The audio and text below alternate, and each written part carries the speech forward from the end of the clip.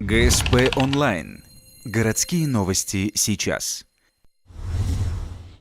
Пятница, 10:00, полигон Лесного колледжа. С утра пораньше здесь стартует 8-й республиканский фестиваль радиоуправляемых моделей и слет юных техников.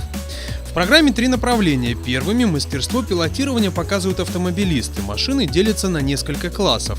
Самые маленькие размером 1:16 от реальных образцов. Но есть и настоящие гиганты. 2 модели Баджа на бензиновом двигателе.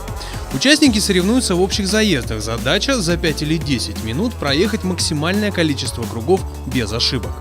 Машинки, как норовистые лошадки, готовы при малейшем движении тут же выйти из-под контроля и перевернуться. Если не тренироваться, то можно въехать и куда-то, то есть попасть, сломать машину, грубо говоря. А если уметь как немножко натренированный человек, то ничего сложного нет, все зависит от тренировки. Гораздо меньше шансов повредить технику у судомоделистов.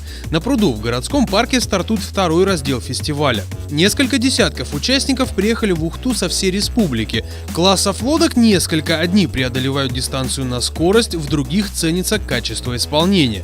Ухтинец Владислав Масленков на суд жюри представил рейдовый буксир, названный в честь капитана Кука. Мальчик делал корпус своими руками и потратил не 1 год на доработку.